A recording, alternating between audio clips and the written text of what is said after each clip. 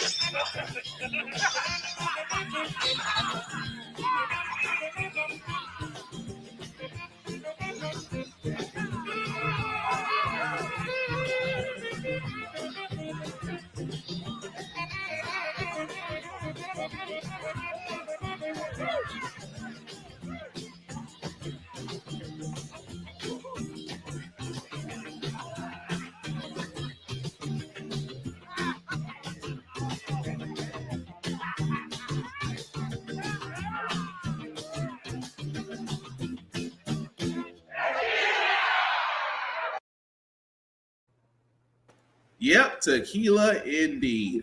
Again, the only man who could put on clocks, step at a biker bar, break glass, and have everybody in the crowd on his side, and he walked away unscathed.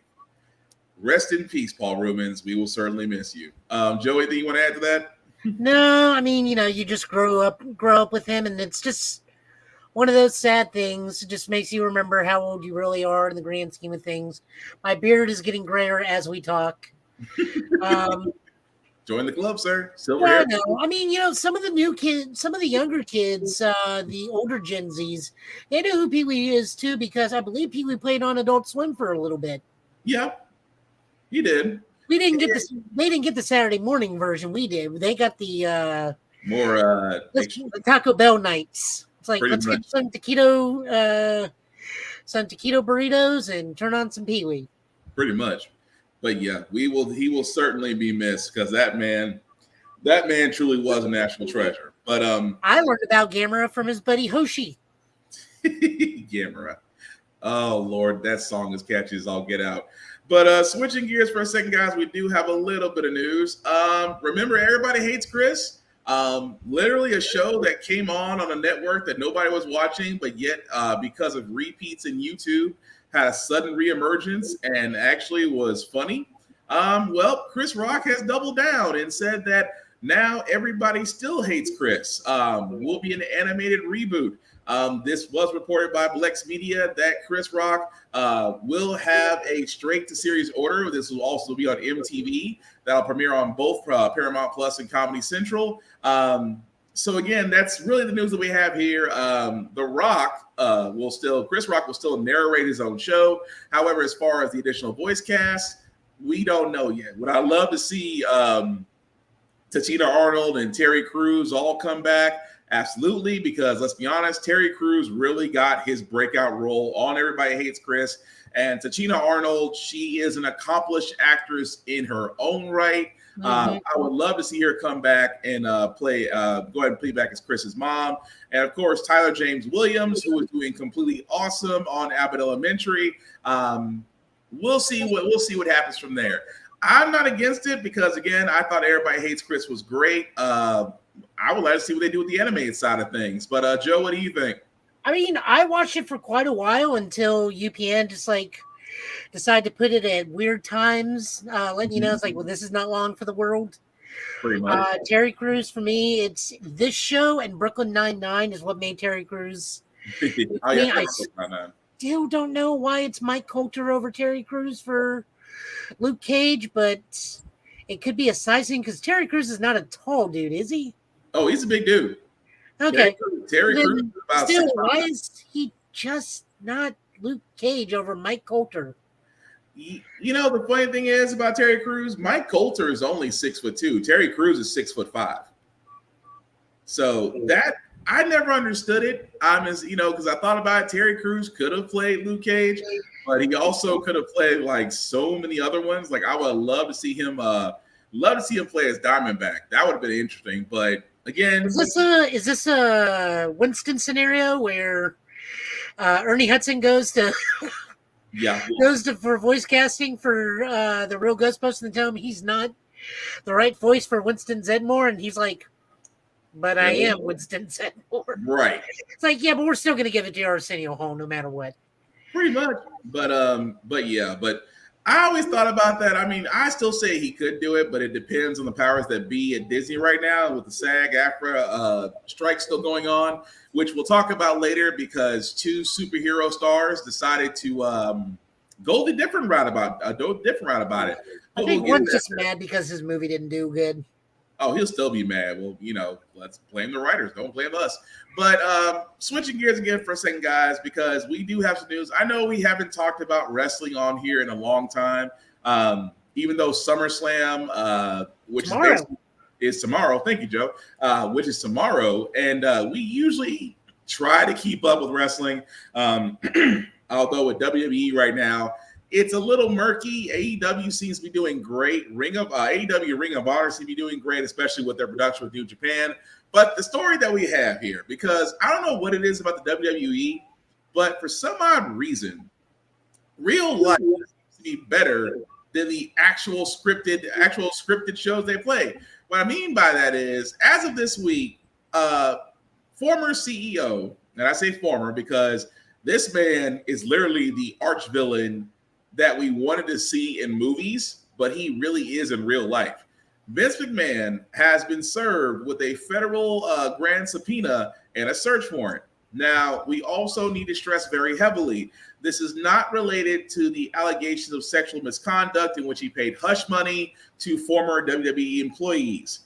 As the story goes, they submitted their quarterly reports to the SEC, and shortly after that, they decided to go ahead and serve him with a search warrant. Now, I do have to stress heavily, Vince McMahon is not under any type of charges or indictments. they heavily believe that this man may have information on other crimes. Now, if I've learned from every mob movie, if you know something, you're going to either turn state's evidence or you're going to come up missing. And the strange thing about this is Vince McMahon supposedly had spinal surgery. So right now, the subpoena can't even be served because he's quote unquote recovering.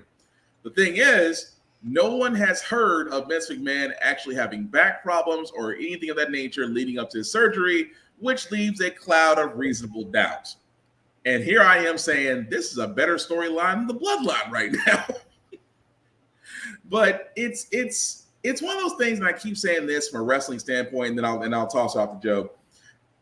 Vince McMahon is one of those guys that, yes, we are forever grateful for the product of the WWF, WWE that you created. We are forever grateful for the Attitude Era. We are forever grateful for you and Bischoff creating the Monday Night Wars. You have given us countless stars that have came through. There is also some stars that have been on Dark Side of the Ring that have had negative things to say about Vince McMahon. And of course, who can forget the infamous steroid trial between the U.S. government and Vince McMahon, and he still treated that like a promo on his own show.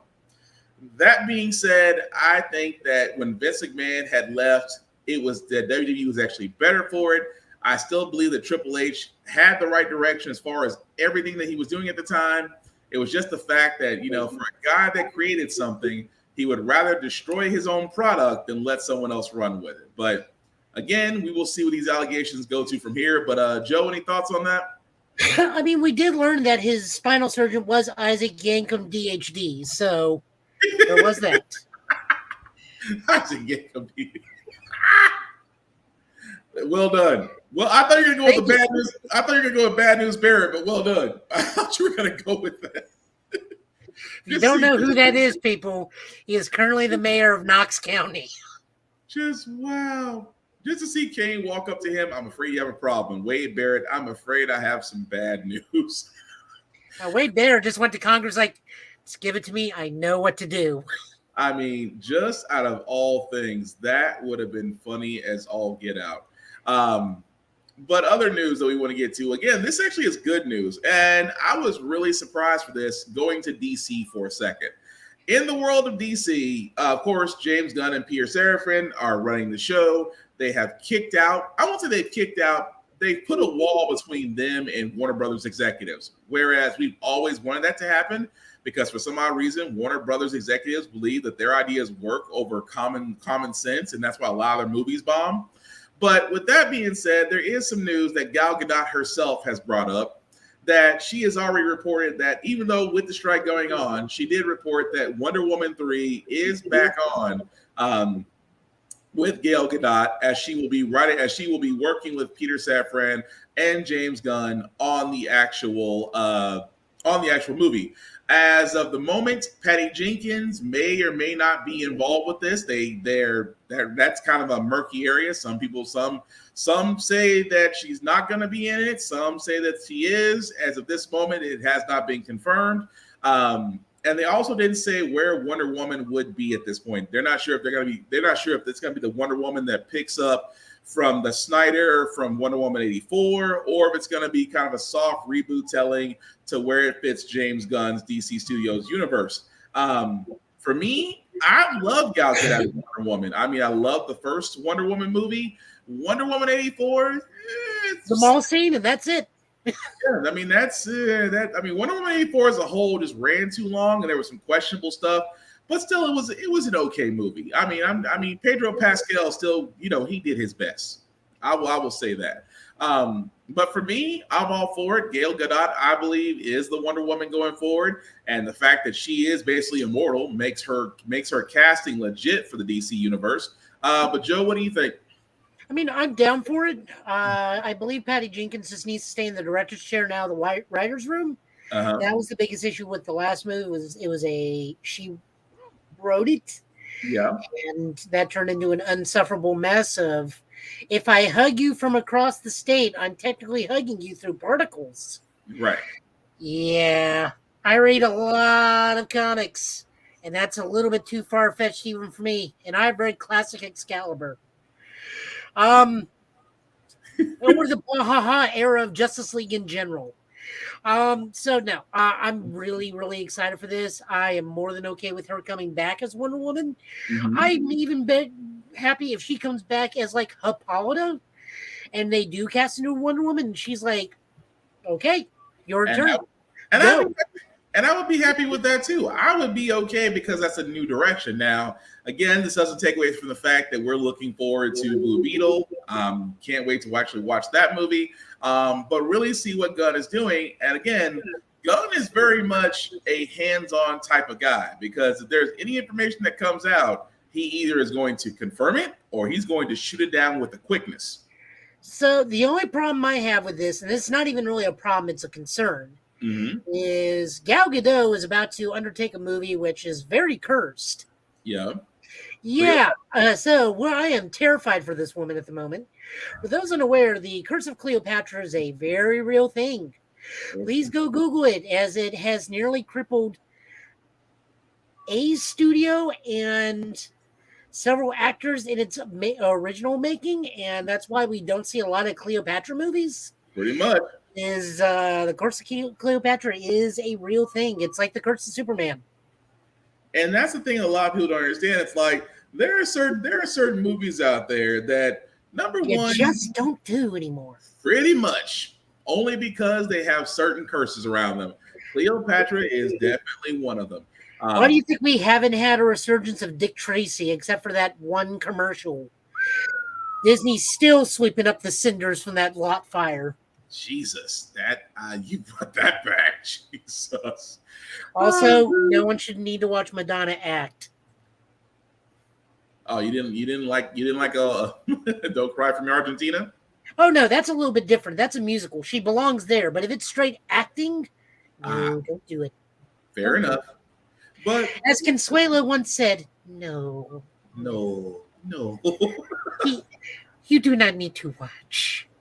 Oh, but speaking of things, Joe found this because he's kind of had to be under wraps and has made some impulsive purchases, which probably explains the next trailer. Joe, do you want to explain before I play it? Okay, so we are looking at new Toku every year. I kind of give you guys a heads up. I let you guys know about King Oger, Ultraman. Blazar is going fantastically. It's really fun to listen to Johnny and Bosch do Ultraman yells. It's actually really funny, and a fun pseudo-serious, pseudo-comedy series. It walks that very nice tight line between very serious and somewhat comedic. You learn very small things in the background, like the main character is like married with a kid, and this is just a day job for him, and his night job is sometimes being Ultraman, depending on when the monster decides to show up. But it's one of those small things. But this time we're talking about this year's Kamen Rider because last year's Kamen Rider Geats, which was a show about battle royales that constantly have the fate of the world and change the fate of the world every 15 episodes. What's up, Vaughn?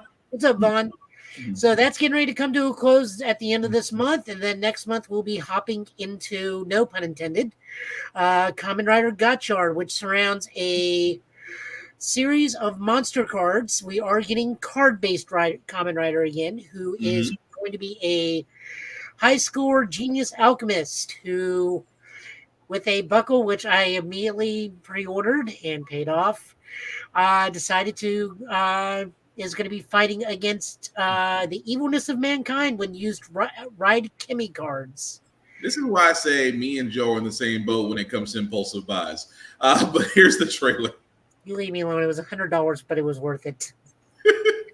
本番組「仮面ライダーガッチャード」9月3日日曜午前9時スタート。ホッパーはスチームライドガッチャンコ。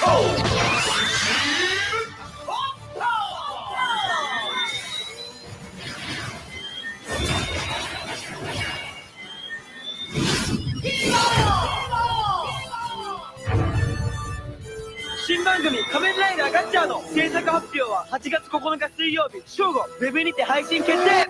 みんなガッチャしてね。That looks like that's going to be interesting. So that's guys is Kamen Rider Gotcha. Which, that suit looks clean. I'll say that. You ain't lying. I will say that. They did reveal the new either secondary rider or evil rider Valve card who uses a gigantic wrench sword. Uh-huh. It kind of looks like a Kingdom Hearts Keyblade, giant. Like if they go to Steamboat Willie and it turns into like a giant wrench. But it may also be a wrench shotgun.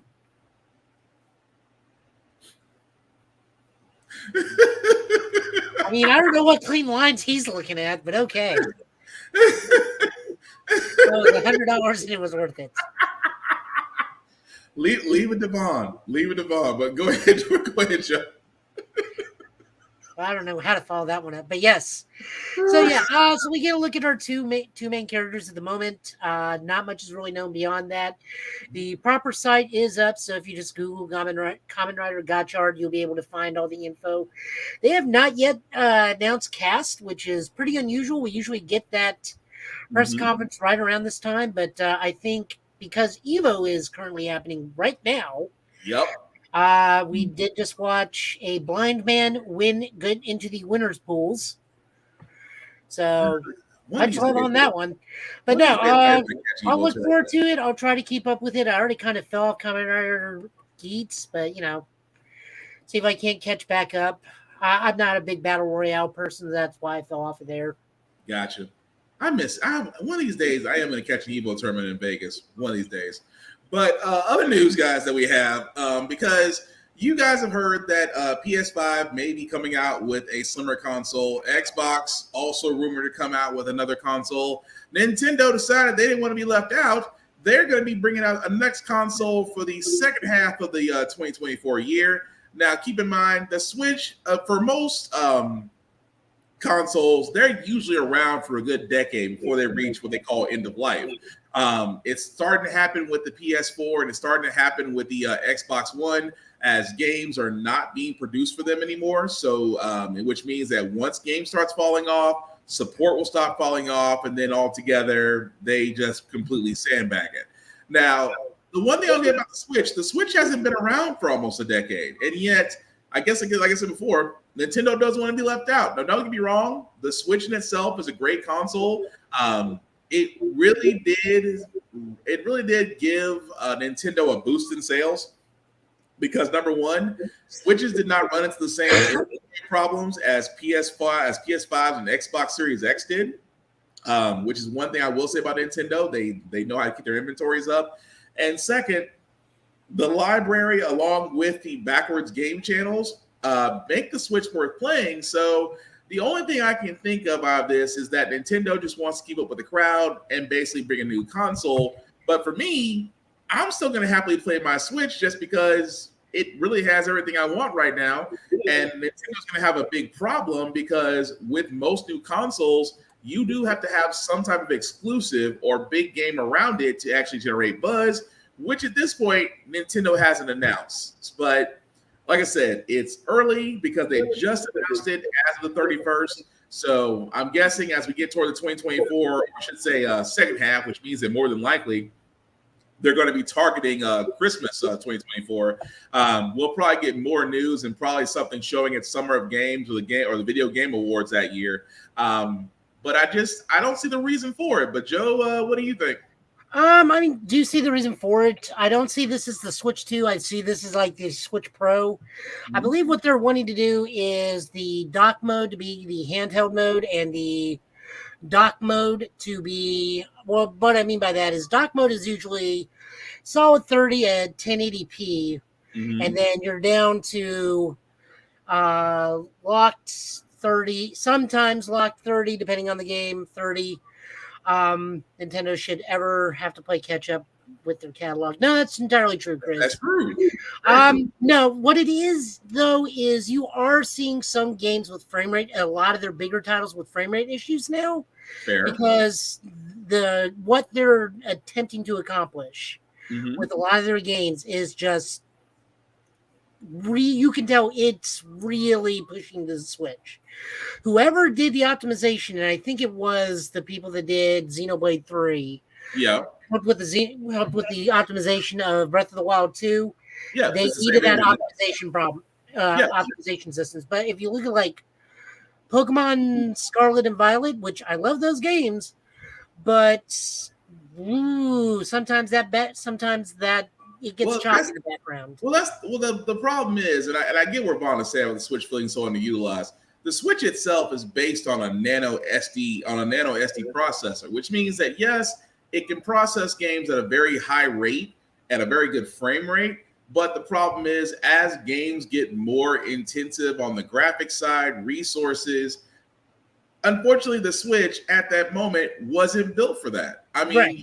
That's always been the problem with the Switch. Yes, it's compact, but it doesn't have the same processing power as its counterparts do. Which you would think, if you're building games in that situation, you would have to scale down the games in order for the hardware to actually handle it. Otherwise, you're just going to have the crisis problem all over again. You're going to build a game that nothing can play. But again, it's one of those things where it'll be interesting to see what they do with it. Like I said, we have a whole year before we actually hear any more news about it. I'm still waiting on Metroid Prime 4 because Metroid Dread was a great Switch game, but come on, Nintendo. At this point, either give me a Punch-Out game or give me a Metroid game, because I'm not mad about the how can I say it so nicely? I'm okay with Mario games coming out all the time, but there are other games in the Nintendo library that really do need a resurgence, a reboot, or just flat out something new. I mean, you have an entire NES library, and I'm not just talking Zelda games. Don't get me wrong. Tears of the Kingdom, Breath of the Wild.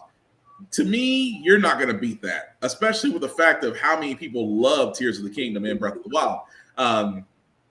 But again, it's just one of those things where Nintendo should really be like Sega and jump on the fact of their library and focus more on the games and less consoles, because that's how Sega stayed alive. Sega hasn't put out a console since the Dreamcast, but they put out multiple IP titles across many of their consoles and still made money. Well, that's an interesting point, because at this point, Sega is no longer the house that Sonic built. Sega is now the house that Dojima built. Pretty much. And Sega right now really only has two IPs that they lean on, and that's Sonic and Yakuza. So they're not too far off from the Nintendo thing.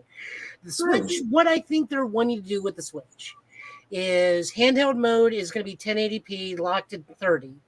And then you dock it 4K resolution at 60 frames, 60 to 30 frame variable on the game. Because we're also looking at, if you think about it, like the Switch, a lot of these games are not going anywhere. We're not getting sequels anytime soon. Sakurai recently went on an interview and goes, I'm not doing another Smash Brothers. Like, I'm done. I gave you guys 100 characters. That is the definitive version of Smash. You're never getting another Smash. And really, I mean, after Ultimate, where can you go after Ultimate? I agree with him. Where can you go? If you're like every other fanboy in the world, Goku.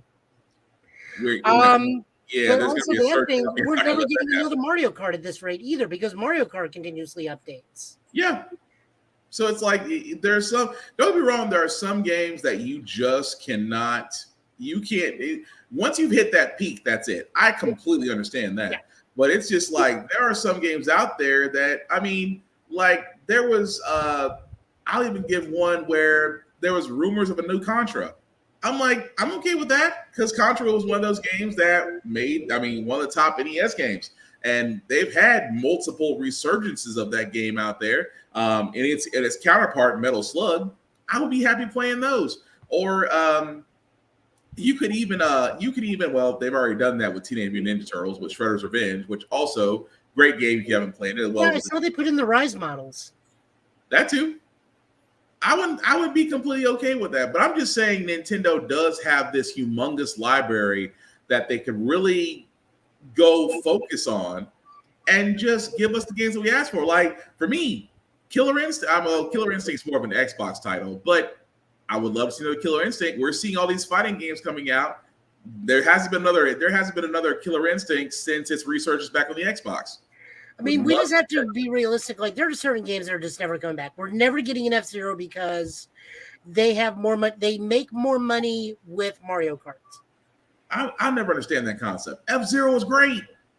F-Zero was also meant.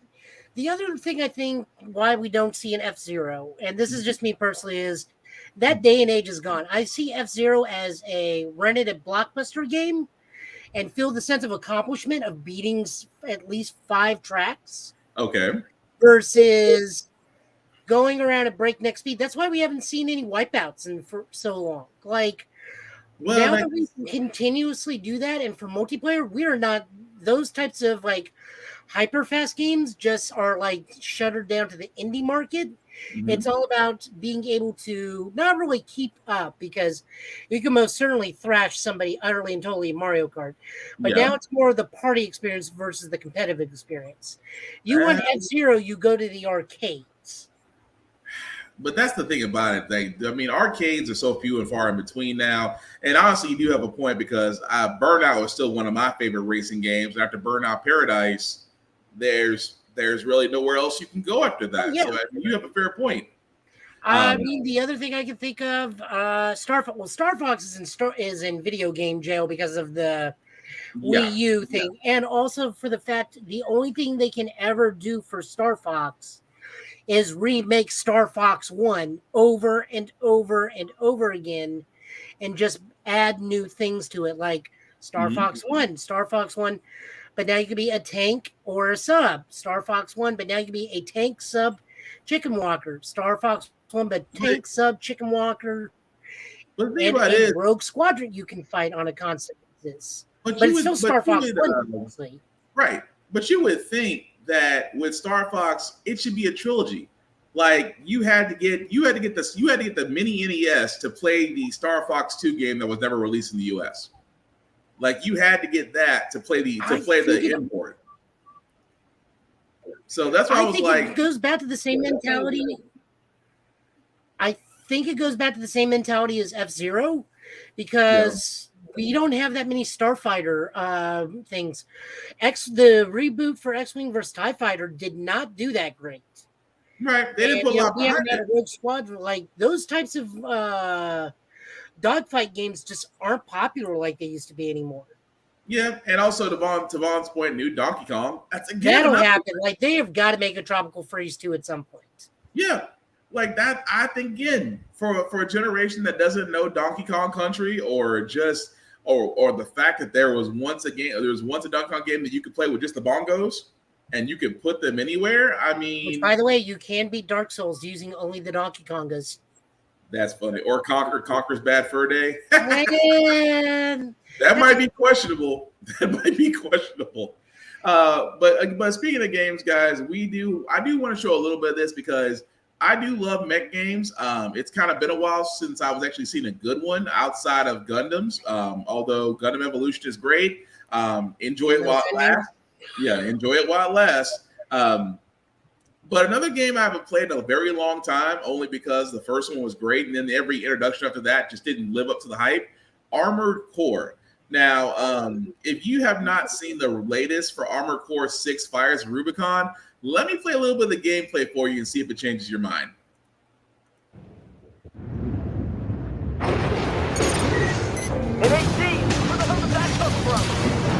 Overwhelm enemies with up to 4 weapons simultaneously, equipped to each arm and shoulder. Liberation Front. They'll get in the way of our work. Eliminate them.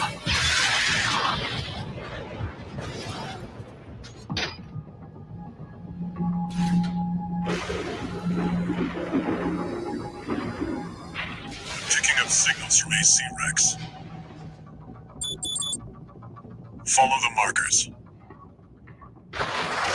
Assault Boost is one of the core abilities at your disposal, used for both traversal and combat.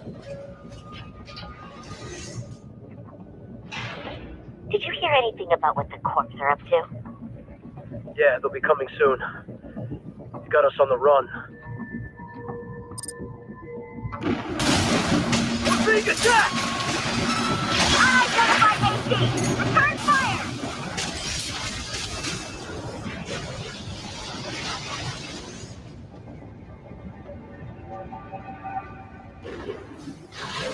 Take full advantage of your AC's mobility to freely navigate the environment.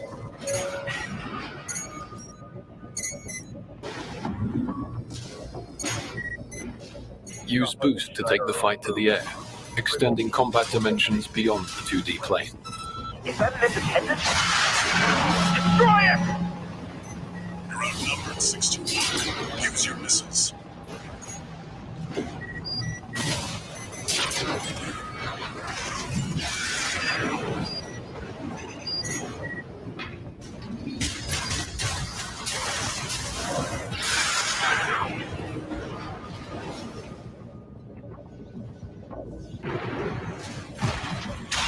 Use vertical catapults to gain even more altitude and launch into the action from above.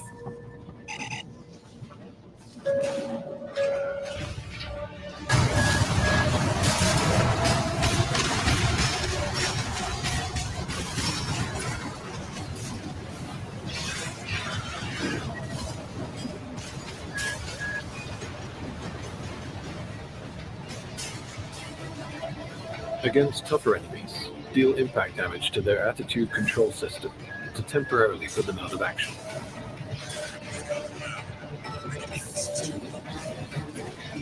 This is called stagger. Any attack received in this state is considered a direct hit, dealing heavy damage. Okay, so I'm just gonna stop it right there because, guys, it is 13 minutes. But at the same time,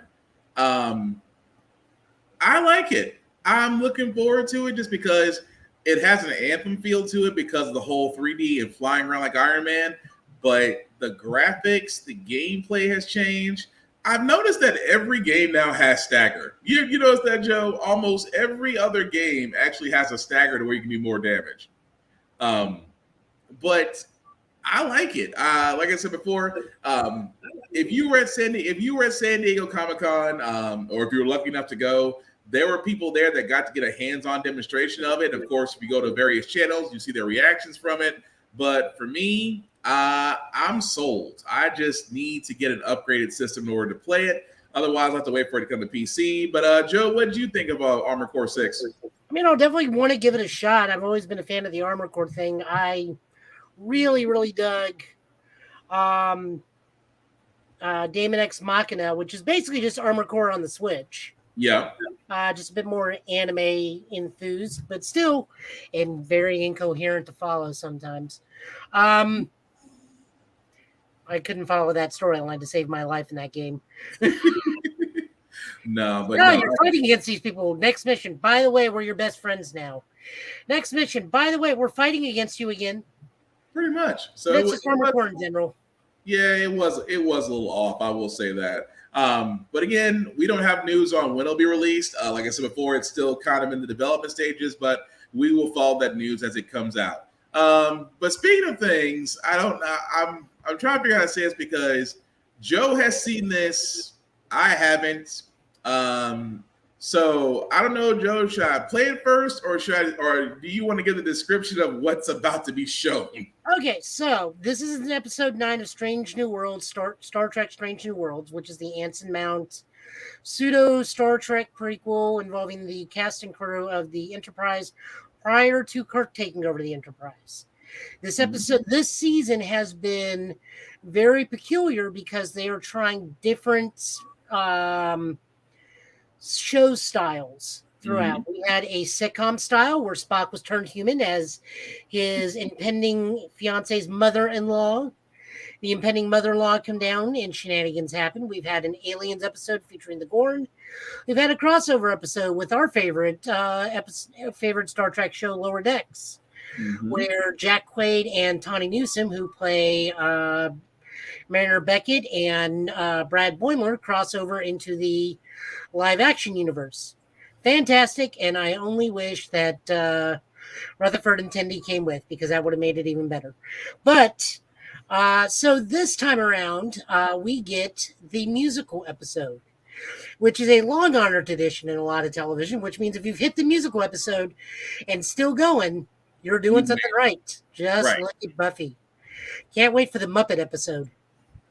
But anyway, so we hit the premise is they've hit some sort of bizarre subspace rupture, and shenanigans ensue, causing the entire Star Trek universe to become a musical for a bit, including the Klingons. This a Klingon. Who has not seen this? I haven't seen this, but all I heard was Klingon boy band. Enjoy it. Roll it. Why have you? Why you only calling us when you got your dramas? One of these days we'll repay you, we'll slay you. Gonna draw your last breath at the end of my glance. Your eternal torture is every Klingon dream. You know what I mean? Think of a scream!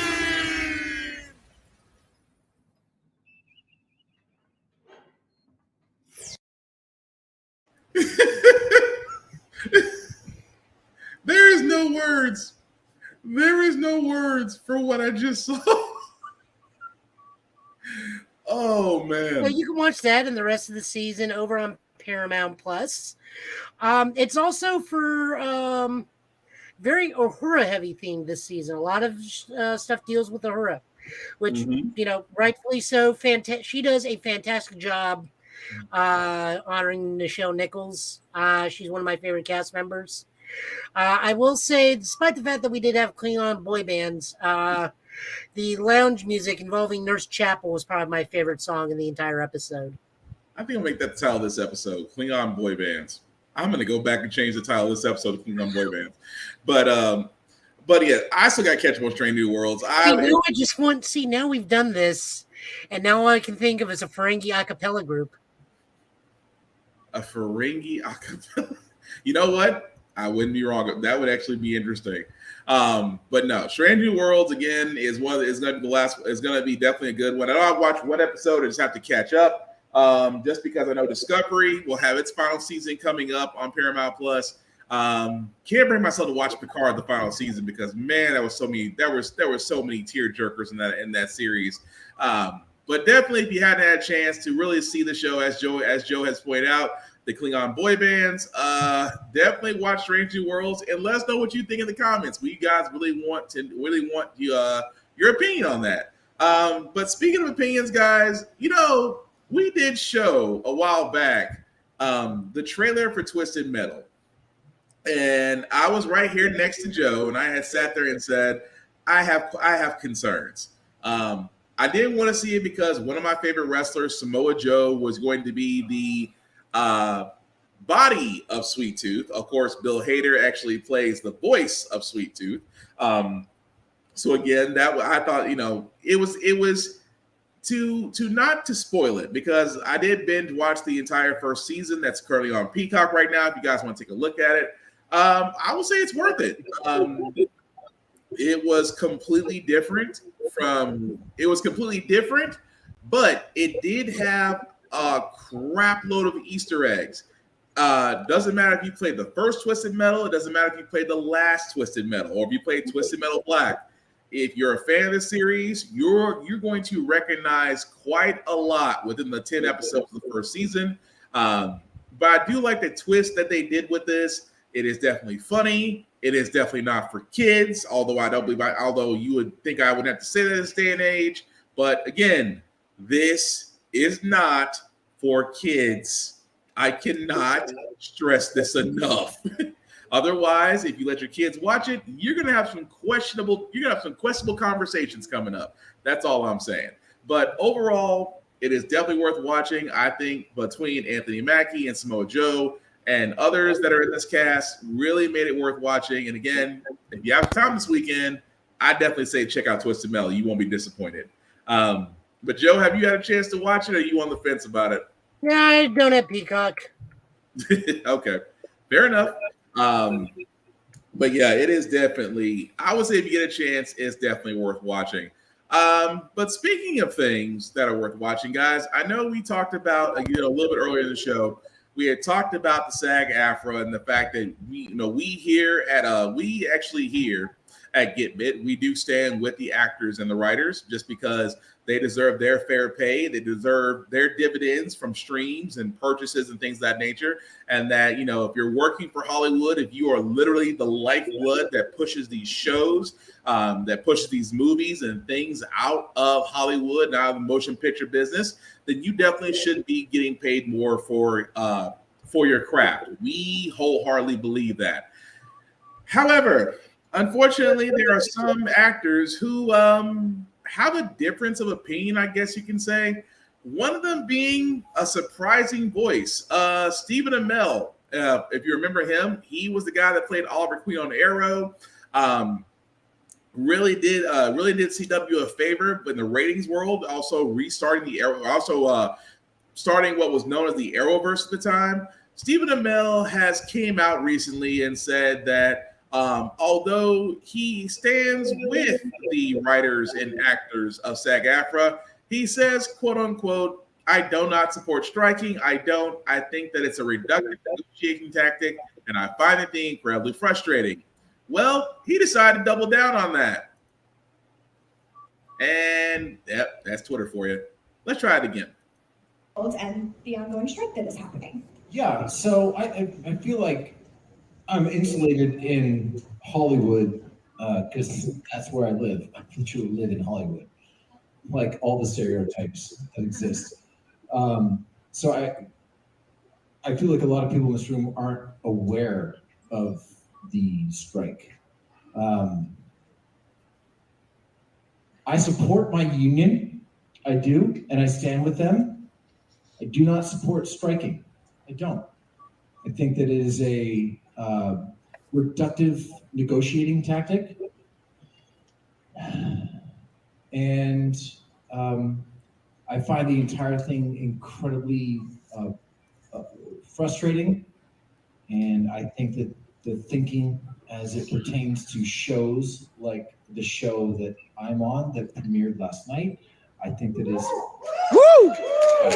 I think that it is I think it's myopic, and I stand with my union.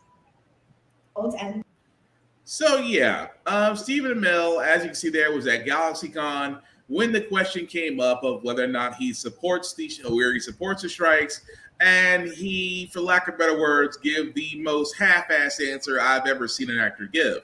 You support your union, but you say strikes are a useless tactic. The problem is, Mr. Stephen Amell, he is actually part of a show on Starz called Heels.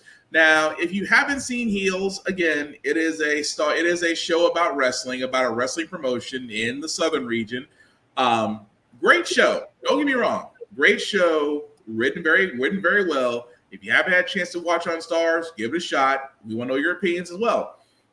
But the problem is that Stephen Amell is an executive producer on that show. He also has writing credits on that show. However, I find it very odd that Arrow would come forward and say, you know what?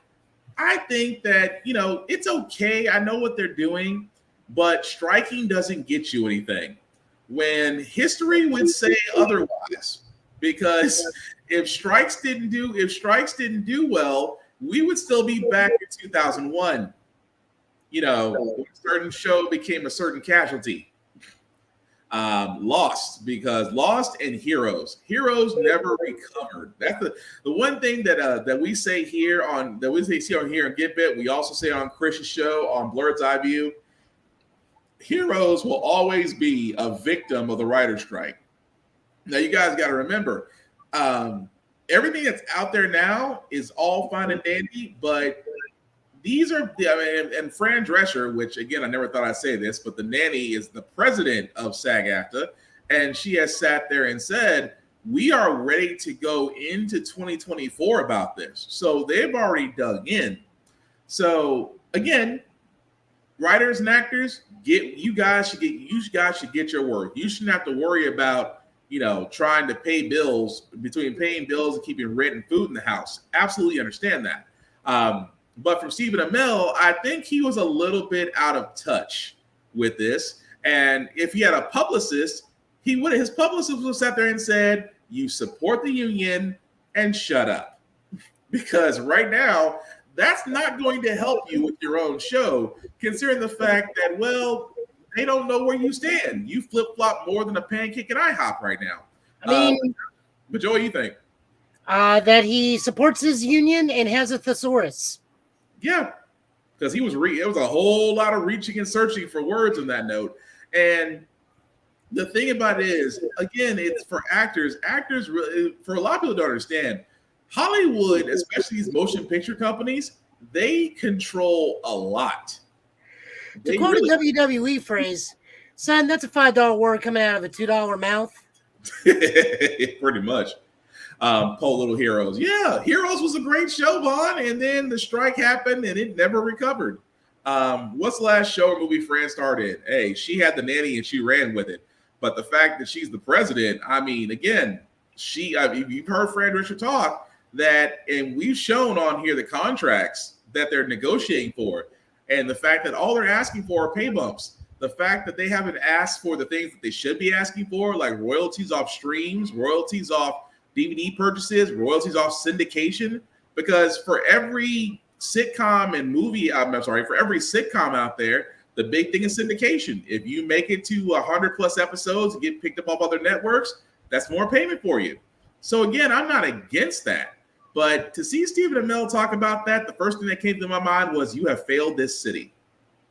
That's all I can think of. My mind goes right back to Oliver Queen going, you have literally failed this city, when it was easily a softball for you.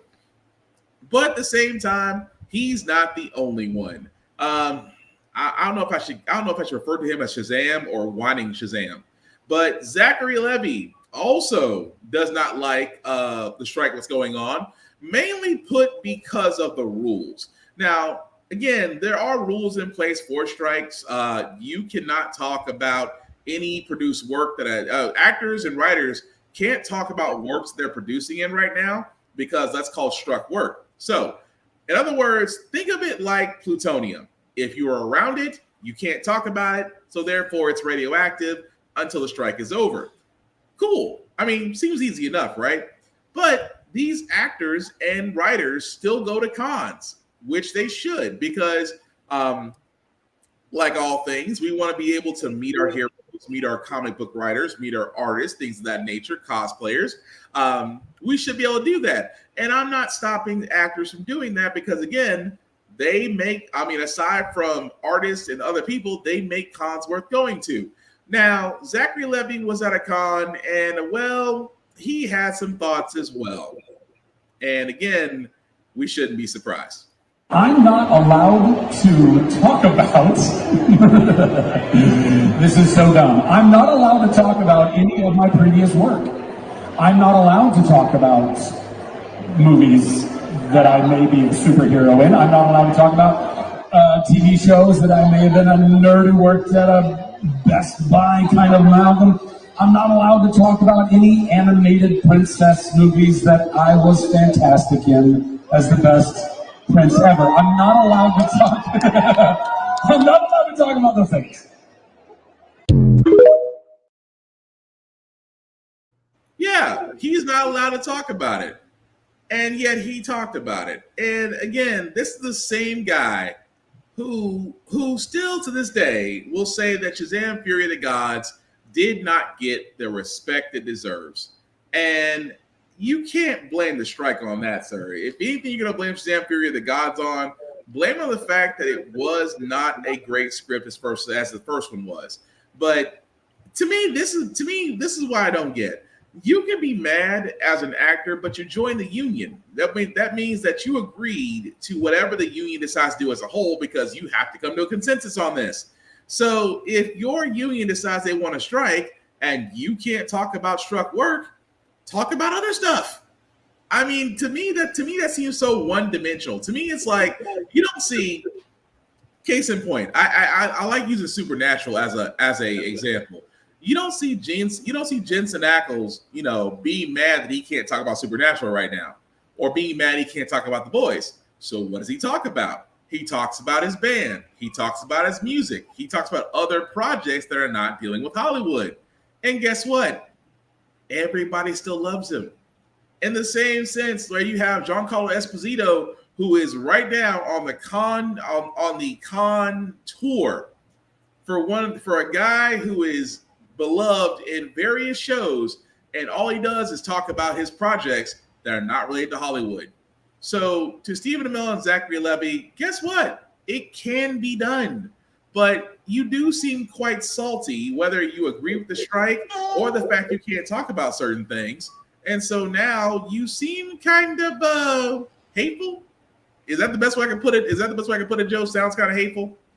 I recently rewatched an episode of Boy Meets World, and I have the perfect quote for this. Go for it. Life's tough. Get a helmet.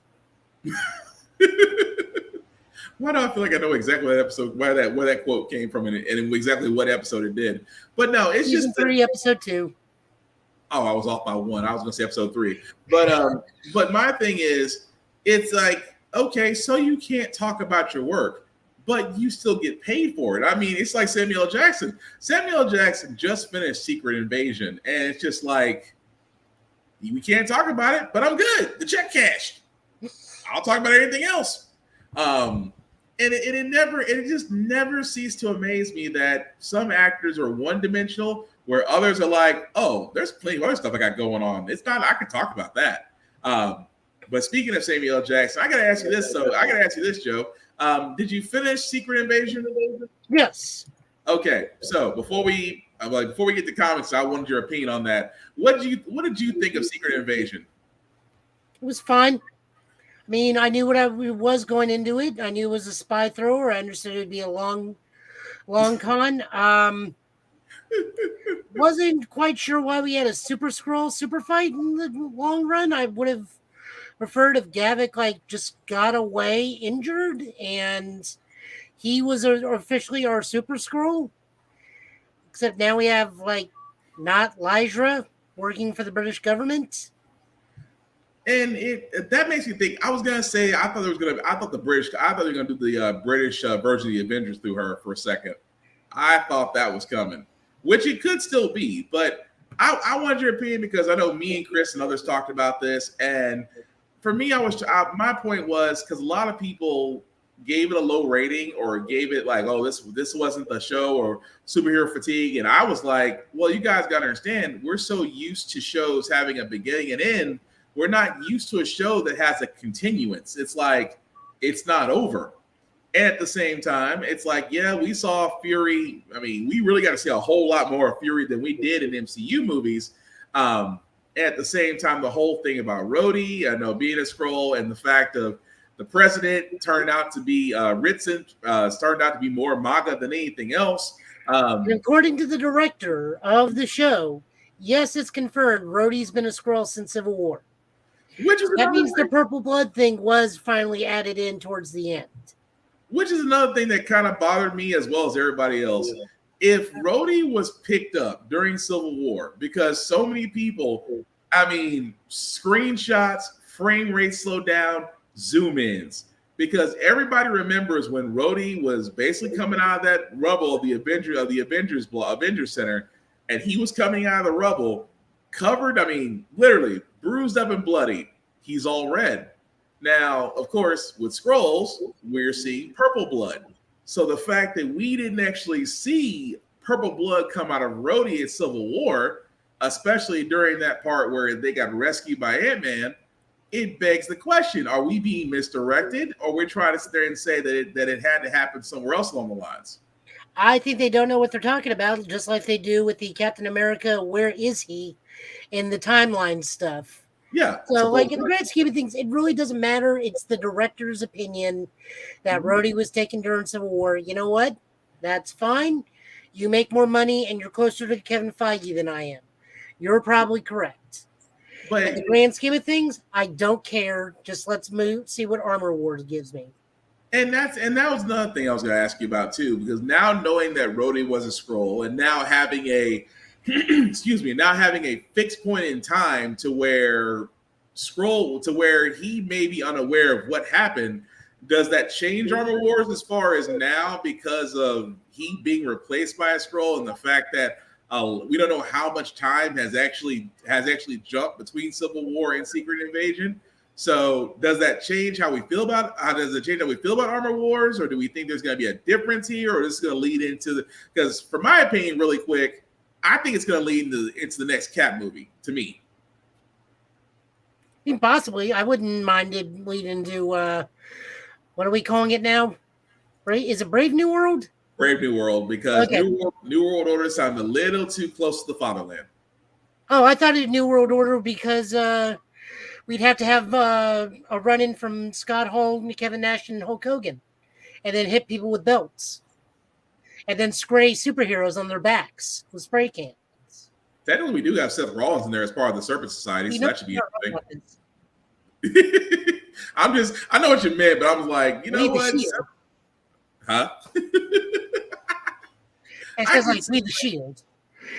If he did do a Shield reference, we would no, let me shut up. I was gonna say Roman's gonna be like, dude. So, anyways, now yes, I can definitely see Armor Wars leading into it. The sad thing about this is, and since we are gonna go off of what the director says, even though in the grand scheme of things, as I already said, I don't care. Just give me the next thing. That means Rhodey has no idea that Tony's dead and has to come to terms with his best friend dying. Mm-hmm. Being a honorary uncle just right out the gate with Tony's kid. Mm-hmm. Basically, the whole landscape of superhero changing. There's no Captain America's a black guy, which is probably different for Rhodey. Right. Steve is no longer there to be a confidant. Thor's off being a dad. Just so much of the landscape has changed for Rhodey now that we know that he has not been available since Civil War. Like a whole planets have lived and died during his capture. So right. So that's what's going to be so interesting about it. Like with Armor Wars being the next one to roll out with, it does make you think how they're going to. I mean, it does. We did have a fixed idea of how it's going to go, but now it's like, okay, so we have a vulnerable, probably more than likely ticked off Rhodey, and at the same time, Stark technology is everywhere. So it is going to be interesting about Armor Wars, but I honestly cannot wait for that. But yeah. Aside from that, Joe, any other news we have before we go to comics? no, not too much. Like I said, I've just been bouncing around a little bit of Street Fighter, a lot of Cyberpunk. I still cannot wait for Phantom Liberty. Phantom So much Liberty looks like Cyberpunk. it's going to be awesome. But no, Phantom Liberty. Oh, I was about to say, how was Street Fighter? Because you got. Because I was going to ask about that. So how goes the record in Street Fighter 6? Yeah, I'm back at Gold 3. I had a lucky Nice. night one night, bad luck night another night, another lucky night. So back where I started, but keep pushing. Probably be there for a Nice. while. I have got to hurry up. I mean, I saw that Spider-Man PS5 and I was like, I would love to have it, but gotta hold off for a while. One of those things where you love to have it, but you gotta hold off for a little while. But as I see the sir that you're queuing up, as we get to our comics, so as soon as it pops up, we'll be ready to roll with that. And I think, let's see. Let me try it. Oh, still circling. There we go. Take it away, sir. Hooray. Yep, so first off, we got Dark Droids. This is, as soon as I can hide this, we see here that Luke Skywalker with his yellow lightsaber is surrounded by, we'll go with zombie droids. I don't really know what to call it quite yet because it's literally, we just know at first it comes for the medal. Then we get the Star Wars scroll in an effort to stop the Galactic Empire, Lady Kira, because they're still using her after the Han Solo movie. Has gambled on an ancient device to disrupt the Sith's connection to the Force. She did not succeed in her failure. She wasted an ancient and deadly entity was released. First it comes for the medal, then it comes for everything else. And I forgot to delete that one picture.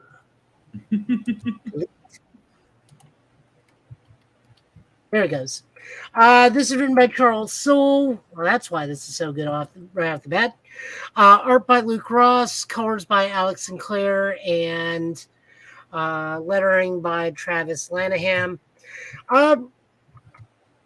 Potential zombie virus in the Star Wars universe that only affects machines or something. We're not quite sure because they are still sentient, but it's one of those. The virus becomes the host and then continues to replicate outward. And unfortunately for them, the first person to pick it up is the Empire, which uses nothing but droids almost. To the point where a K2SO unit just like docks with goes back to a Star Destroyer. It's like, oh, well, they're all mine now. Pretty much. But it was definitely interesting as far as that it's this organic to this techno-organic, I guess we'd call it a virus, just happens to be sitting on a planet, gets picked up by a droid, takes over said droid, and it's just like from there, it's like, oh, I am so hungry. And that's what made me think. It actually made me think of the Blob. I was like, wait a minute, is it basically an updated version of the Blob / the Thing, where it just constantly takes over hosts and gets bigger? Which, again, don't get me wrong, I loved it. Even to the point to where C-3PO may also himself be infected. But he definitely is. I'm sorry, he isn't. He definitely is infected. Yeah, how they get the rebels is really cool. They get a Landa shuttle and just like hot drop a mouse droid in space, and slingshot it over onto the Republican ships. But here's so funny about this. I know we talked about this before the podcast started. I was like, how come this was never a story in Star Wars? You would think for all its heavy droid usage, you think that there would be a story about this. I think it was at one point. Yeah, I think this is where one of Luke's like fantasy girlfriends that slowly became a real person. I think her name was Callista. I think she was part of an old like Sith super weapon that can infect droids or something with the Star Forge or something. It was one of Luke's girlfriends that never really panned out. Gotcha. I just remember her name was Callista. You'll have to look it up. I'm not sure if it's the same thing I'm thinking of or not, but yeah, so Droid Madness, and this is going to be going for like a good while, like at least 2 months worth, if I can. Because I definitely like where this story is going. The fact that it's an enemy that neither the Empire nor the Republic nor the Resistance is really ready for, considering the fact, like you said, it's heavy droid use on both sides. This is going to December. Oh, cool! This is going all the way to December. Oh, it's going to be a nice story then. It's going to be a long, long story. I wonder if Vader's droid parts can be infected. Ooh, well, Vader is part machine. He can be infected. Ooh, wow.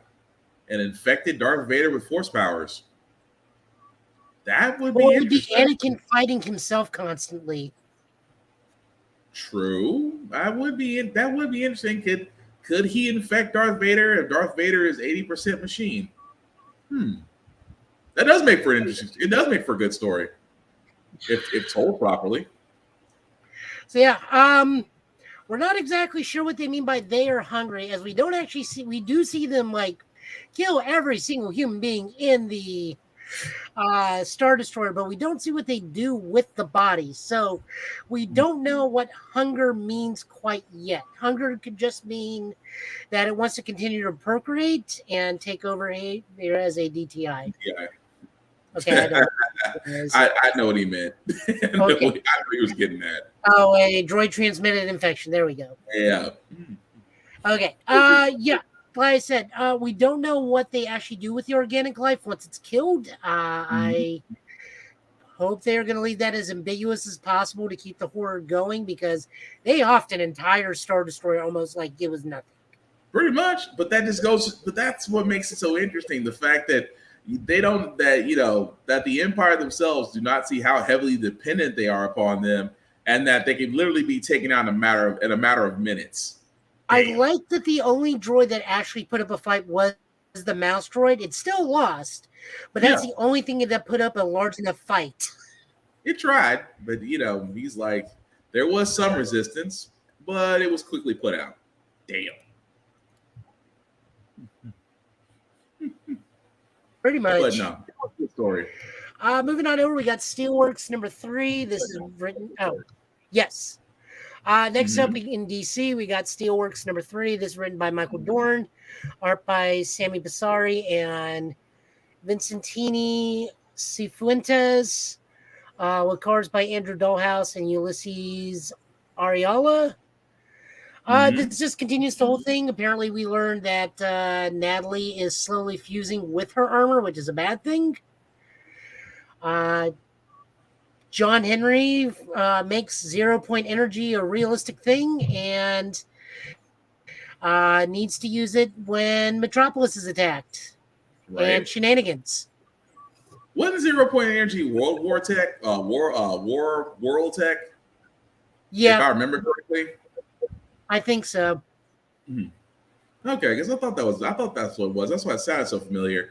But yeah, between that and of course, John still has this whole we don't want to be forced to depend on you, but we want to be able to defend ourselves. But I'm not alienating you, Superman. I'm not, I promise.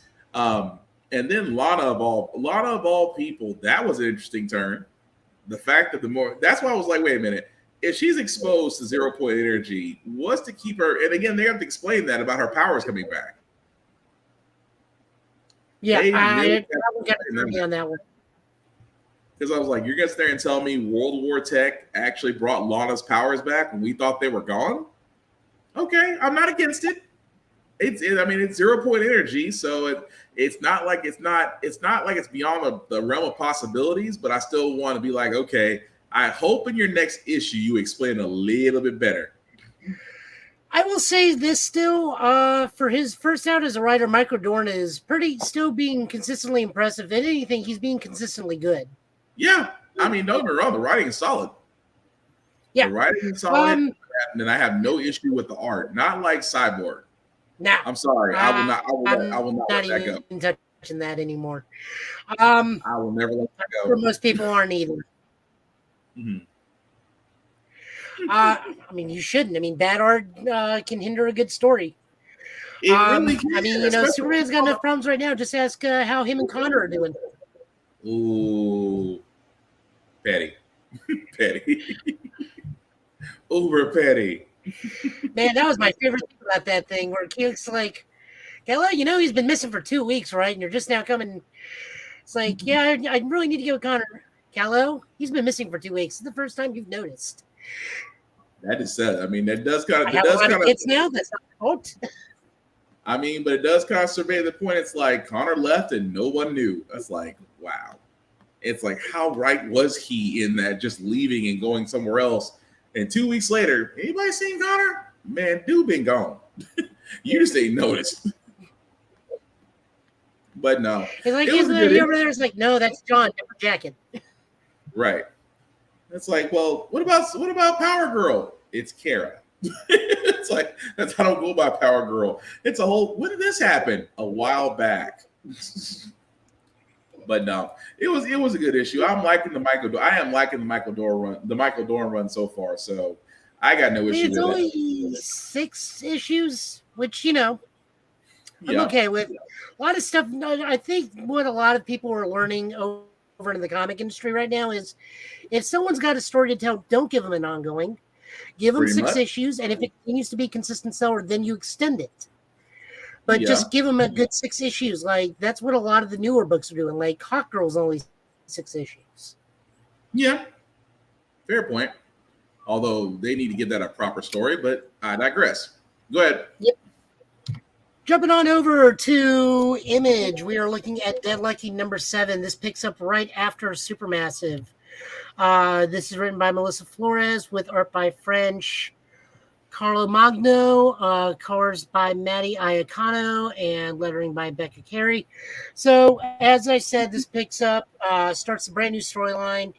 BB is now part of a counterterrorism paramilitary group.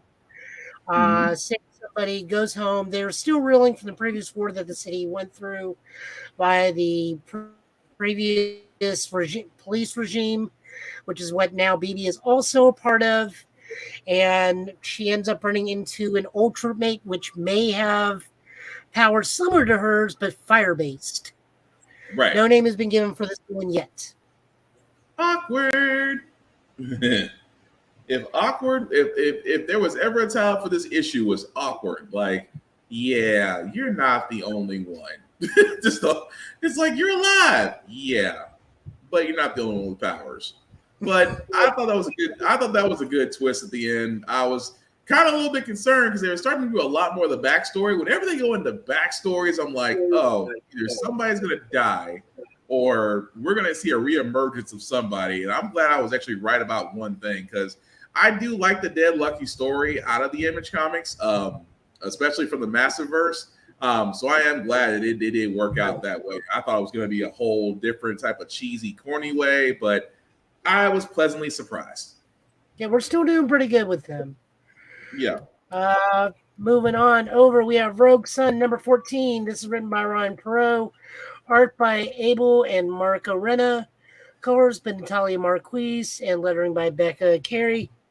So Dylan and his dad are stuck in the Soul Stone because players have been traded, and now they're on the run because the guy that swapped bodies with Dylan has put a bounty on their head. So they are hunted by their own ancestors. Meanwhile, the family is discussing Dylan's constant current change in attitude and what to do with him. And then at the end, we run into a more familiar face within the Sunstone. That was still interesting. Like, hey, Dad. That was funny as far as just, wait a minute. So you're being hunted by former wielders of the Sunstone in order for Caleb to keep your body. And it's like the one person that your dad doesn't want to go to is his dad. Nothing screams daddy issues. But no, it was good. It was a good read. Plus, we get to see a Viking version of the Rogue Sun, which I thought was pretty neat. Although it does illustrate why you never should have horns on your helmet.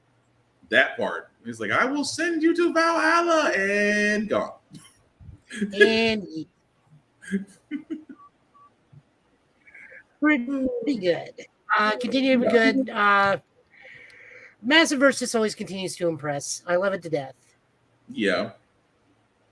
Moving over to Marvel, we have Moon Knight number 26. This is written by Jed MacKay, the man who remembers everything. God's page writer, because we are also previewing Gods, which is going to be coming out, by Jonathan Hickman. Art by Federico Sabatini. Colors by Rachel Rosenberg, and lettering by Travis Lenahan. Hunter's Moon goes and help out the Mole Men because they asked for his help because Vibertron, was that his name? Yeah, that's his name. Vibertron has entered the Mole Men territory and is trying to take control of them. So Hunter Moon goes to help because Moon Knight's busy.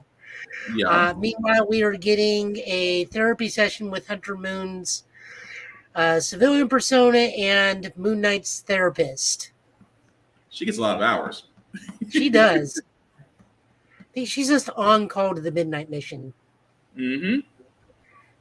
This one, I'm almost certain there's a portal in her house that just opens up. It's like, oh, it's session time. Okay. Right.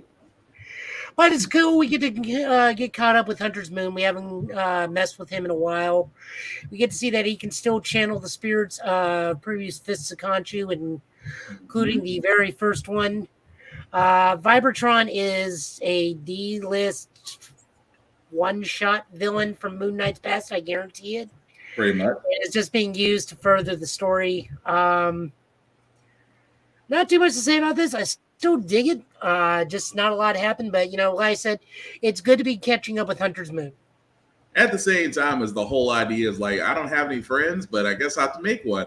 So they are kind of biting off a little bit of Mark's first time with a therapist, but then again, let's be honest, original introductions are always weird. Yes. As for the Gods thing, I don't know what to make of it. I'm not a big mystical person in terms of story reading. It's interesting. It's maybe I just have to give it a second. Like I said, it's a preview, so sometimes previews are hit or miss, but I'll still give it a shot. Moving on over to Invincible Iron Man number 8. This is written by Jerry Duggan, art by Juan Jerry, colors by Brian Valenza, and lettering by Joe Carmanagan. So why are we reading Invincible Iron Man? Because neither one of us really read this book. You're right. We don't normally. Right. But we do when it pertains to the X-Men and how closely tied this is getting to it. Right. Because this is leading up to the impending wedding of Emma and Tony. And now I know what Emma's game is. Right. Emma's going to make Tony the Black King and usurp Sebastian Shaw. Mm-hmm. That's going to be interesting. As the power play for Emma. That is the point of them getting married. It's him to be the Black King. I was like, Tony Stark as the Black King. Wow. I'm not against it. It's an interesting dynamic because we would never think of all the people to play that role would be him. And to have Emma Frost put him there. That's saying something personally. But I did dig this. I dig this as far as, of course, for all those who don't know, Tony Stark has kind of been, he's broke. I forgot who took over. What's his face? Fei Long.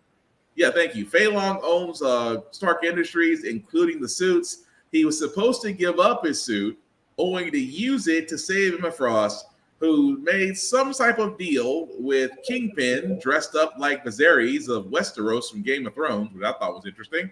Of course, for all those that don't know, that's from the Krakoa, which is going back into the Fall of X, which if you keep up with the... Well, that too, Obi. But for all those that are keeping up with it, it is the fall. This basically follows what happened after Krakoa, especially with Orchis going through and having a run through of the place.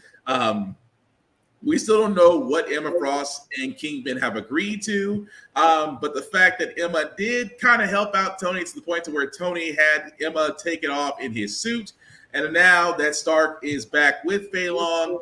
It's an interesting story. That's why I was like, you know what? I might actually keep up with this because I like where this is going, especially leading up, like Joe said, leads up to the wedding itself. But it was a good read. I dig it.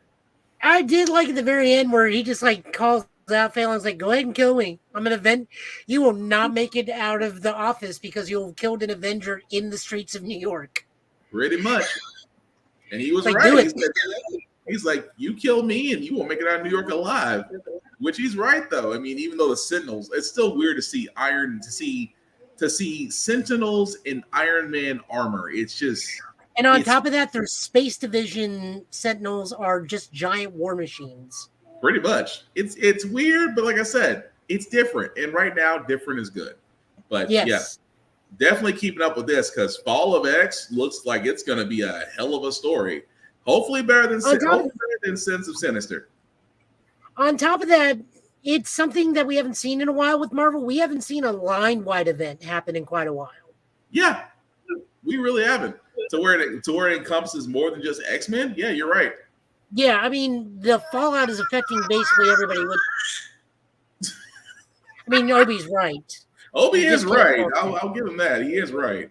You can't fault that. But no, we haven't seen an event. I mean, even AEX didn't really have a lot of fallout in the grand scheme of things. This is affecting quite a many books because of the fallout of Fall of X and the Hellfire Gala. Yeah, fair enough. But if this is what we get to look forward to, the wedding is going to be something else. Oh, yeah. Rounding us out is Fall of X-Men number 25. This is written by Jerry Dugan with art by Stefano Caselli, art by colors by Marty Garcia, and designed by Tom Muir and Jay Bowen. So let's talk about disrespectful fights again. It's that time of year. Ooh. Chris, if you're still watching this goes in the meter of disrespectful fighting for things. This this definitely is going on the list of disrespectful ass whoopings. But go ahead, Joe. So, for those of you that are unaware, this is not a New Mutant getting ready to kill this poor Orochis dude. Mm-hmm. This is Kitty Pryde. If you need to go back and read the 80s comic series, The Adventures of Wolverine and Shadowcat, Mm-hmm. what happened there is Shadowcat was taken by Wolverine's ninja master, Olgan, and trained to basically be the ultimate killer. Pretty much. Which she goes to the X Mansion and gets her old. This is true. Mm-hmm. Goes and gets her old samurai swords, and just lays waste to her Orochis unit after she's just been on a giant hit list all the way through. Also, this book deals with several other things. We see that Miss Marvel has been taken back home by Emma. Emma has erased the memories of Kamal's death from her family.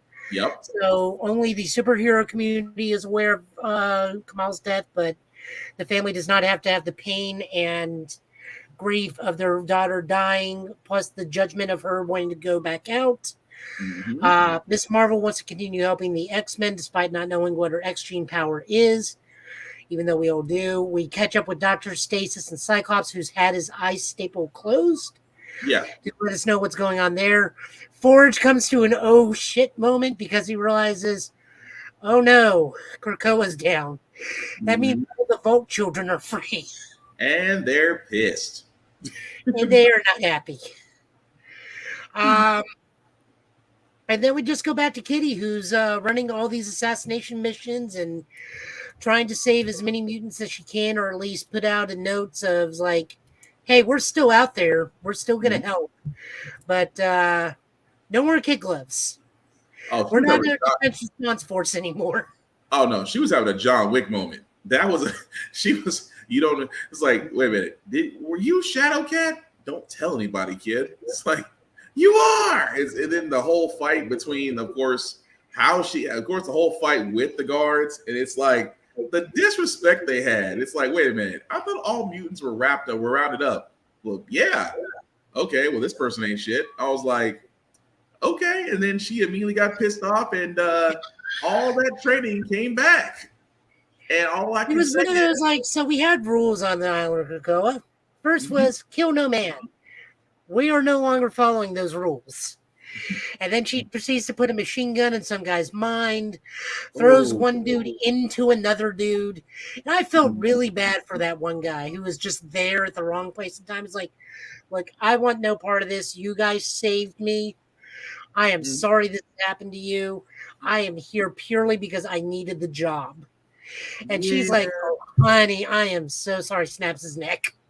That was just, I don't know if that was just mercy or the fact of sarcasm followed up with, yeah, I don't care. Although, I mean, she's sitting there crying as she does it because I think she generally feels bad for this dude. It's like, honey, I have to do it, but you were just at the wrong place and wrong time. I'm so sorry. Or the thermal grenade guys, that was messed up. As she walked off. And again, guys, if you read the issue, damn. That's about the best way I can put that. If you read the issue, damn. Because a lot of people really don't give Kitty Pryde credit, but the fact that she has the ability to phase through things combined with ninja training, that makes her effing dangerous. Think Nightcrawler if Nightcrawler just had no qualms about killing people. We did. It was called Night Vereen, remember? Yeah. The Vereen thing where they always forget the tail. Yeah, that's what I was like. It's just the whole point. It's like for Silver Fact Man, like some people really don't give some mutants the credit they should give because how terrifying they could be if pushed. And Kitty there is are very few things that are terrifying. It's like Daredevil with guns. That's more terrifying than Frank Castle could ever hope to be. Kitty Pryde, very mad with swords. That's even scarier. It's like Ninja Kitty is terrifying Kitty. But the ability to phase through things, that's worse than any horror movie. You're not safe anywhere. She threw a dude into a dude. That's ticked off. you phased him. That is a Hancock moment. It's like I'm gonna shove you in him, and him's gonna go into you, and it's like, okay, slowly back away. But no, it was a good issue, especially with Fall of X. Everything that they're doing with this, I really do like it because like you said, we're seeing this from multiple angles on different other comic book lines. So I am just looking forward to what's next. Although I think this is going into what? Correct me if I'm wrong. This goes into November? I think so. Okay, because like I said, this storyline is gonna go in November, I believe, but no, Shadow Cat Attack, that's a problem. Yeah, brief mention here: Spider-Man Annual. I picked it up on a whim because it has to do more with Ben and Janine, and what's going on with them. Janine tries to make a prison break using her ghost mask and shadow mask, and Pete has to take a demon in because the demons in Limbo the demons from Limbo embassy were harassing the folks in New York, and so Madeline's there doing like paperwork, and she is just like at her end's rope. That's basically what it was, Vaughn. That's what it was. He's right. That's exactly what it was. Yeah. So on that one, the only reason I picked it up is just more Ben Reilly and shows more what's going on with them. They do try the prison break, and they did not take into account the fact that because Janine's Hallows Eve powers are limbo based, Madeline knew what was going on the whole time, and they don't make it very far. And Madeline's like, no, I'm going to let Ben go once he serves his sentence, not before. Yeah. Which demon was it that did this? Like, honestly, I didn't get his name, and they all look the same. First off, Pete, that's racist. And then, like, 5 demons that, like, look all identical just glower at him. Wow. It's like, and Janine, I'm going to let you keep your powers, but you're both banned from the embassy. Pete, I'm only banning you for a while because right now I'm up to my neck in paperwork, and I'm really annoyed, and I don't need this BS. Pete is now just like, you know what? That's fair. Madeline to Janine, it's like, you're not coming back, and you're not welcome back until I release Ben from his sentence. He will have a fair sentence. No, she is being very straightforward and diplomatic about this. She tells him point blank, his sentence is fair. It is not eternity. It is not stupidly long, but he will be here for a while. And when his time is done, we will release him. Not beforehand. It's like, she's like, Pete, go home. He's like, God. So you gotta tell me. It's a you ain't gotta tell me twice situation. But I do like that, at least in this thing, and it's very brief. But Madeline's just like, not evil. He's not here forever. He's not here for an insanely stupidly long time, but he is going to do his time, and then he's going to be free to go, and then he's your problem. Damn. Well, at least they gave him fair warning. Yeah. So picked it up. It was fun. It just was kind of an end capper on some things. I know Halloween's getting another book soon, 5-part miniseries book soon, closer to Halloween. I think it has to do with the God stuff. Gotcha. No, that was made for comics. All right. Well, with that being said, guys, we also do want to show love to Rick's Comic City. Why? Because they show us love. So if you are in the Middle Tennessee area, they do have 3 locations. One in Nashville off Lebanon Road, the other one in Clarksville at Madison Street, and of course, Locker Nerd at Fort Campbell. They also voted Nashville's #1 place for comic books, as well as you can check them online at rickscomiccity.com, where you can buy or trade. Getting your comp pull list, as me and Joe both do occasionally from time to time. I actually need to go back. I haven't been in a while, but definitely check them out. Let them know we sent you. It doesn't get you any discounts, but again, it lets you know that they show love. And as Obi also shows love, he wants the new Golden Books of Moon Girl and Devil Dinosaur. He's telling you now. He does love Moon Girl. I did show Moon Girl and Devil Dinosaur, by the way. But with that being said, guys, again, if you're in those, thank you. if you are in the Middle Tennessee area, definitely do check out Rick's Comic Book City. However, if you're not in the Middle Tennessee area, guys, definitely check out your local comic book store, your local library, as they are the last places to where you can get comic books, mangas, animes, multimedia. Again, these are places that need us to survive. I understand the idea of online books, of getting things through Comixology, or like Obi, you just wait for stuff to come to you because you're a baby. But again, support your local library, support your local comic stores. If you're in the Nashville area, definitely check out Rick's Comic Book City. But with that being said, as we wrap up, Joe, you want to throw people what aside from Obi letting his displeasure be known, you want to tell people what you're doing? Probably more Street Fighter on Monday if I'm still awake. Working sick is never going to be a fun thing, but it happens. Yeah. So we'll go through that. Other than that, just, I'm around. Hit me up on Facebook and Twitter, or watch the things I do on Twitch from time to time. And yes, you can catch Joe on his Twitch channel, Joe Italian last name, his YouTube channel at Total Justice Gaming. Definitely catch him on there. Definitely like, share, subscribe, let people know about it as he's working his way up the Street Fighter chain. Once I get my PS5, I'm going to be joining him, but I'm going to be doing a crap load of practice. As for me, guys, you can find me BlackFox447 on mostly all the socials. I do reviews on everything that I read, that I play, that I write, and gym stuff, because I like to keep myself in fighting shape, or at least try to keep myself from not becoming in shape.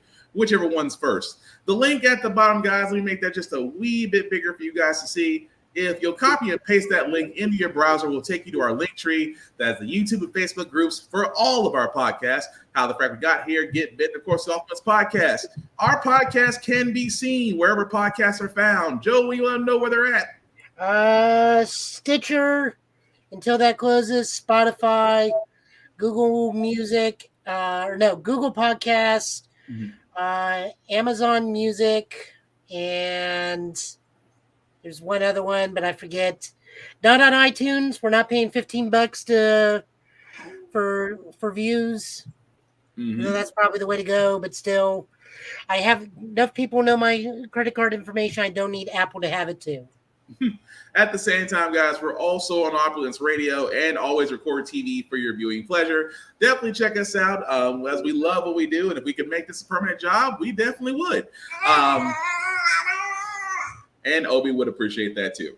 But as we wrap this up, guys, again, I just want to sit there and say we are in the middle of con season, so I do have 3 simple rules. Rule number 1, always respect the cosplayers. These are people. This is a group of individuals that have taken painstakingly hours to make something or have something adjusted or purchase something. But it takes a lot of guts, guys, to come out in front of a crowd to be able to display their passions, and they don't need to be gawked at, looked over, stalked upon, or just overall insulted. So, in the words of Roadhouse, be nice. You'll get a whole lot farther than being put out on your ass. And as Obi loves to point that out, because, yeah, I know. At the same time, guys, rule number 2, wash your ass. Simply put, you're going to be around people. Use soap, use deodorant. It's that simple. And number 3, enjoy yourself and don't be a dick, because there's plenty of people around there, because I've seen friendships get made at cons, lifelong friendships from people just sharing fandoms. So again, guys, it's not that hard to simply be freaking nice.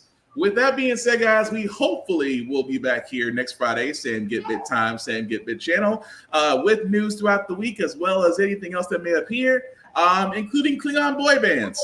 I will never get away from that. But Joe, any last words, sir, before we call tonight? I got to go and see if I can't finish Scooby-Doo Meets Kiss. With that being said, guys, he's Joe, I'm Will. This has been the Get Bit Podcast. It's got good music in it. Thank you all for watching. Take care of yourselves and each other, and have a good night.